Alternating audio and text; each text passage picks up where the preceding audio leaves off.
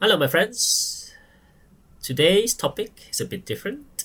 It's about learn to die while you're alive. It sounds very counterintuitive. That how do you learn to die while you're still alive? So I'll break it down today in a little bit pieces so that you can understand it in my explanation, and hopefully it can revolutionize your life. So basically, why I think this topic is super relevant is because these days we get going, and we keep going without reflecting back, and that's the problem. And then most of us, in the end of the day, we still are not happy or achieving the things that we think we want to achieve in life, and then we get frustrated. So I give you a little bit my explanation about this part, but before I do that, I want to start with a parable of a parrot. Maybe that will help to set the stage. So basically, about this parrot, there was once a merchant who owned a beautiful parrot, and the parrot's ability to sing kept the merchant very happy for years. So he can sing very beautifully. The merchant looked after the parrot very well. He gave them food, water, everything that the parrot needs. So the parrot doesn't need to do anything, but he's in a cage. So many other birds of its kind were flying around. The merchant one day decided to travel to India, as the story goes. He approached everyone in his house and asked them what gift they would like him to bring for them from India. He did not forget to ask the parrot. So the parrot did not ask for anything specific, but said to its owner, I want you to go to the jungles in India and greet the free wild parrots on my behalf. Tell them that I miss them immensely and that my greatest wish and desire is to visit them one day. Okay, so the merchant was quite wise. I understood what the parrot was trying to say to him. But he was possessive of the parrot and knew in his heart that he would never be able to grant the parrot its cherished wish. So when the merchant arrived in India, he set out for the woods until he reached a group of parrots in the wilderness, on the trees. And there he conveyed his parrot's message to the birds that were perched on the tree. On hearing the message, one of the wild parrots started trembling, fell from the tree and died. The merchant thought that the message that he conveyed resulted in the death of the parrot and became very remorseful and sad. Upon his return home, the merchant reported the tragic incident to his own parrot. The moment the parrot heard the story, it suffered the same fate as the parrot in the forest. It began trembling, and he died in his cage. The poor merchant was shocked at the sight of what he had just witnessed, the death of his most beloved parrot, who had sung for him for so many years, because this parrot can sing very beautifully, and he died in his cage. Okay, so he opened the cage, pulled out the parrot, the dead parrot, and put it on the ground just outside his house. No sooner had he done this than the parrot became conscious and alive and flew from the ground to the branch of a nearby tree. The merchant was quite astounded by what the parrot had done to him. He asked the parrot, what was the secret behind this death and this restoration? So you tricked me. Why you do that? So the bird replied, well, that Indian parrot taught me that if I wanted to become free, I should remain silent because my lovely singing had kept me imprisoned. So I just read you a little bit story that I think it's amazing for this topic. So it's amazing because that means that sometimes you think that how to live well freely is basically to die.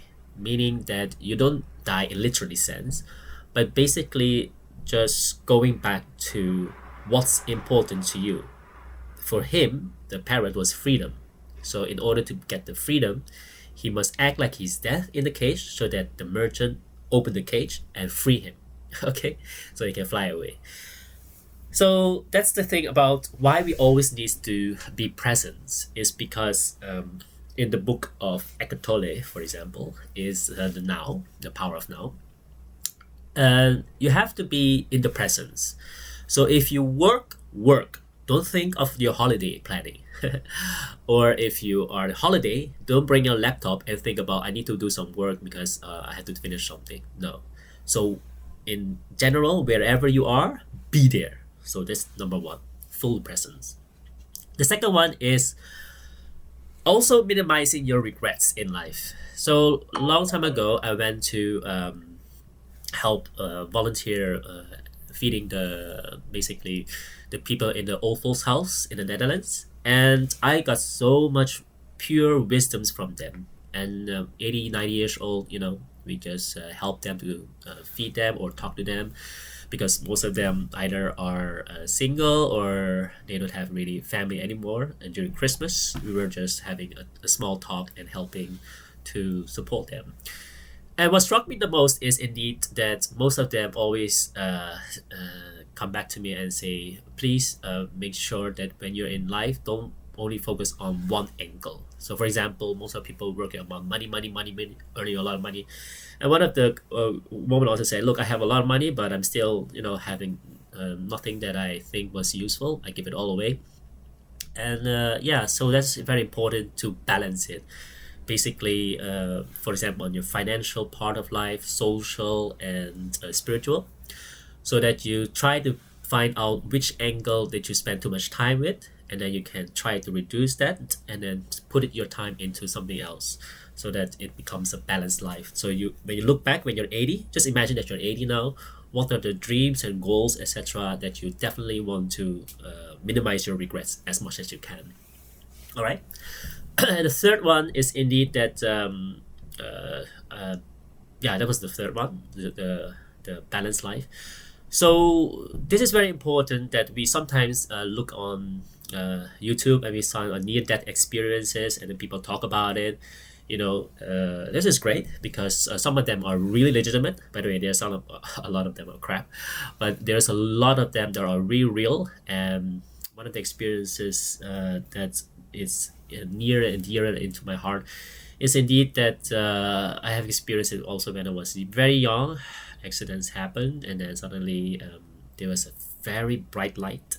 Then you can feel it. It's so beautiful, and that's why it's really true that when there's this kind of thing about life, you have to find the way how to balance it for you, so that like Les Brown also say, live full, die empty. And Miles Monroe, Dr. Miles also said that basically the richest or let's say the wealthiest place on earth is a cemetery, because there is a lot of hopes and dreams that never been realized because people were a little bit afraid or being mocked and never really tried to do that. And that's the problem with we have also with 8 billion people on earth. All of us really can do the best they can do, but don't let your dreams, hopes, or aspiration being killed by some other people around you that say you cannot do that. Or, oh yeah, this is the policy of the company, so please don't do this or that. And I will say, just quit your job and do whatever is necessary that you feel like. And how to find that is basically the dreams, especially when you have a few nights in a row. You dream about something that you definitely have to do or want to do, but you don't have the time because you have a job or family or something. No, don't let that stop you. Sometimes it's some urgency that calls you because you are the one with that kind of skills or talent that the Almighty put onto you and say, yes, you are the one. So please make it happen, because otherwise we will die with you and we become, also in the cemetery. What Miles says, the richest, the wealthiest place on earth is the cemetery.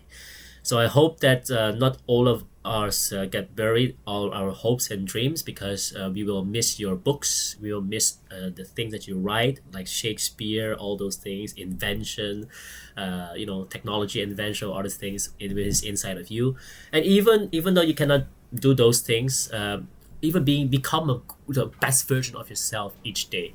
That will be already a very important step, so that we don't let that stop uh, you know evolving, so that this world become more conscious. All right, so anyway, yeah, so please live full, die empty, and I'll see you in the next video.